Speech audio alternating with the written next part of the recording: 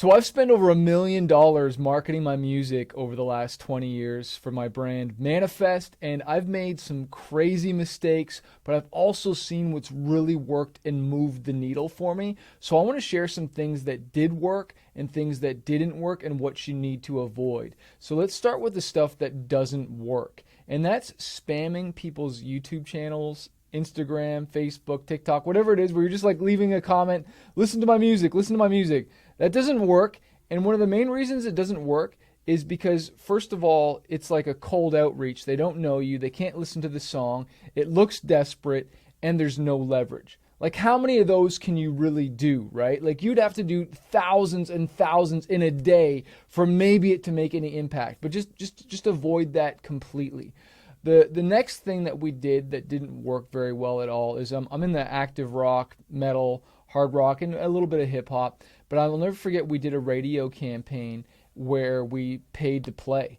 Okay, and we paid over $40,000 for this radio campaign. And yeah, we got charted and everything, but it didn't sell any records and it got no streams. And that's because we got these plays called overnight plays, where they're playing the song on the radio station, but they're playing it between like 1 o'clock and 5 in the morning when nobody's listening to it. So we spent all this money where the campaign before that we did, because we got this one radio station, which was a Sirius XM station, then millions of people heard the song. And not only did they hear the song, we got royalties from it. People went and streamed the record. It opened up touring opportunities and it paid for everything. So not all radio stations are created equal. And when you're paying for play or they're going to add the station, you want to know when they're playing it and when they're not playing it. So you want to be very careful because you can spend a lot of money. Okay, 40,000 like just got us like in the top 40. I think to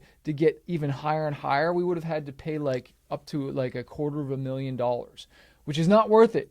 Okay, unless you're somehow going to leverage that for something else. The third thing you really want to avoid, and I have not had great luck with this at all, is when you hire a publicist and they're like saying you're going to get a blog feature or they're going to be SEO'd, or, you know, and SEO'd means search engine optimization, meaning somebody's going to find you by typing in a certain keyword. No. That stuff doesn't work, okay? And I just have not seen a good ROI in people finding my music and actually getting streams from it and actually getting royalties from it. Sure, you might get a cool feature, whatnot, it might look good, but does it actually drive streams? Does it drive revenue? No, probably not. Okay, there's so many different better ways to do that, and I'm going to cover them right now. So what did work? Features. Okay, and I'm going to keep preaching this. I preach it in my song launch checklist. I preach it in my Spotify Profits book. But getting a primary artist feature on your track so you show up on their Spotify, their Apple Music, their Amazon, their YouTube, all of a sudden you are attaching yourself to this bigger artist's brand. So anything they do, if they blow up, they go on tour, people go listen to them, your name is showing up. Especially if your song is showing up as like one of their top songs. So I've done all these different collabs with people and my song is in their top 5 or top 10. So people are going and streaming their song and then I'm benefiting from that. All right. This has been one of the best things I've done to grow my music career and get more royalties, more streams, and just blow it up. Okay. The second, and I don't tour anymore, but buying onto tours. That has been some of the best money I've ever spent. I've spent from $150 all the way to $1,000 per show.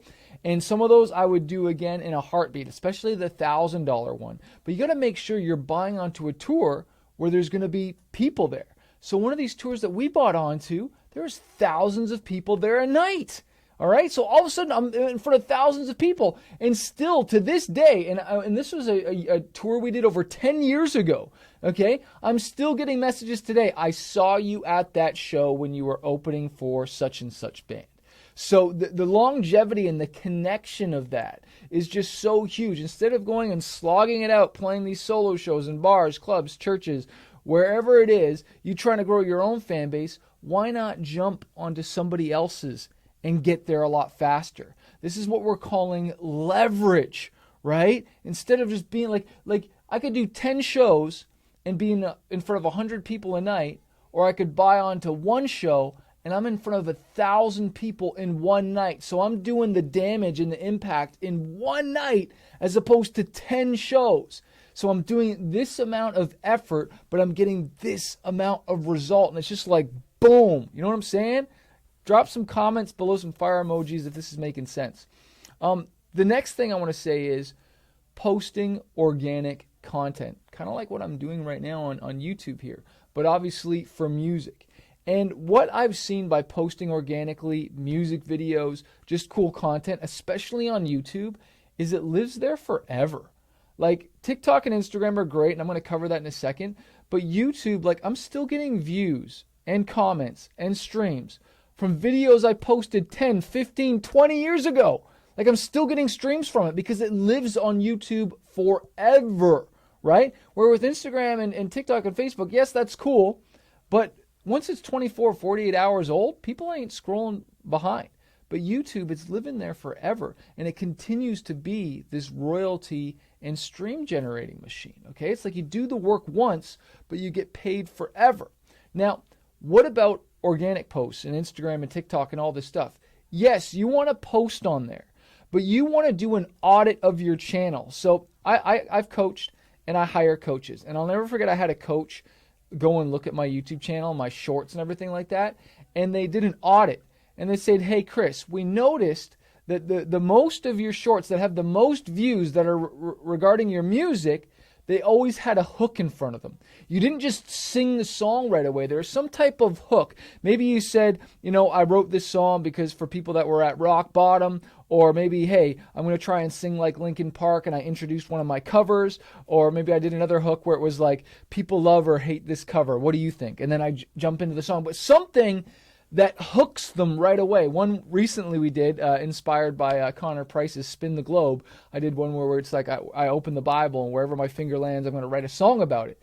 But it's like there's this hook at the beginning of the video that grabbed people in. And every now and then, or not every now and then, every time I'm about to go shoot, because we go and shoot content like, you know, every other week or so, I always look in the past posts, because I'm always posting, and I'm like, okay, well, which one's crushed it? Which one's got thousands of views? And for you, it might be which one's got hundreds of views. Okay, well, that one got hundreds of views. Let's do something else like that. You know, you got to audit your own channel and say, like, what is working and what is not? And stop doing what's not working, right? And start doing what's working. And then what do we do when we have a post that works?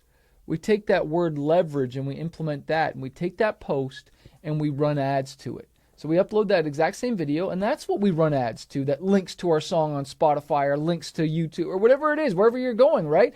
But you take the best piece of content that is working and you freaking leverage that thing. And that's how you know. But you won't know unless you're posting and trying different things.